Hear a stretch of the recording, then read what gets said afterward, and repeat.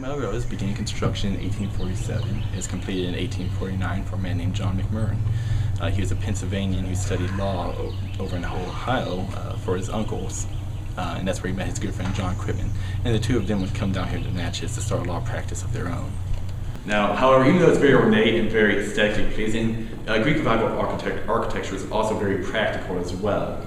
Melrose was built facing west towards the river, so you'd have that river breeze come in and help cool the home.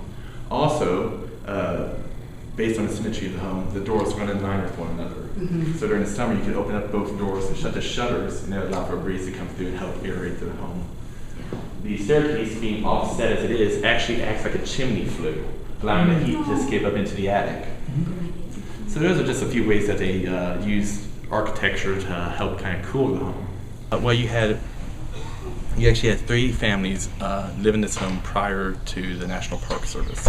You had the McMurrin family, who lived in the home from about 1849 to 1865, where in turn it would be sold to the Davis family. Now, the Davis family would marry into the Cully family, and that family right there would own it from 1865 up until about 1977. And in 1977, the descendants of the Cully family would sell the home to the Callan family of Callan Petroleum. They would turn this home into a bed and breakfast, and then they would sell it eventually in 1988 to the National Park Service. To the left of that, we actually have a picture of Frances Davis, one of the daughters of the Davis family, who were the second owners. This is also known as a mourning picture. It looks as though she's asleep, but in fact she's deceased before this picture was made. Oh, cool. There is, back in the Antebellum South, it was not uncommon for high infant mortality rates. The children that passed away here from Mary Elizabeth died from dysentery. It's a bacteria found in water sources. If you notice, the privy was actually located right next to one of the cisterns. During this time, they just didn't have any knowledge of bacteria or medicine, really, at least not to the state that we do now. So they didn't know about boiling water or killing bacteria.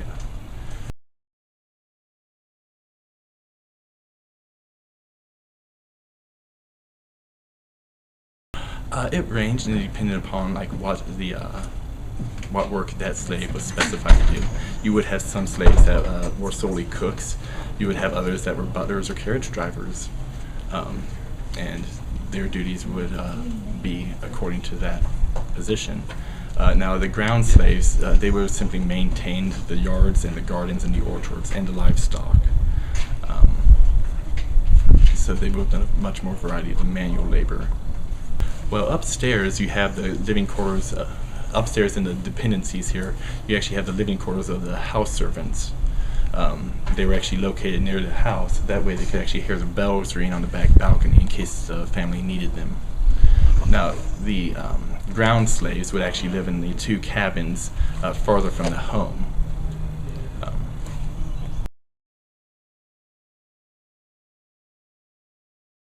It depends upon the month. Here during pilgrimages, between March and April, we see a flux of visitors come in. You're seeing about, I'd say on average, about 100 to 120 people per day come visit the site.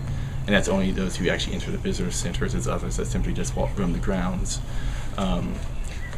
Tours generally range from 10 to 20 people during this time as well. Now, during the winter months and during the hot summer months, we do see some of the tourism decrease in the area, and the numbers do drop during those times.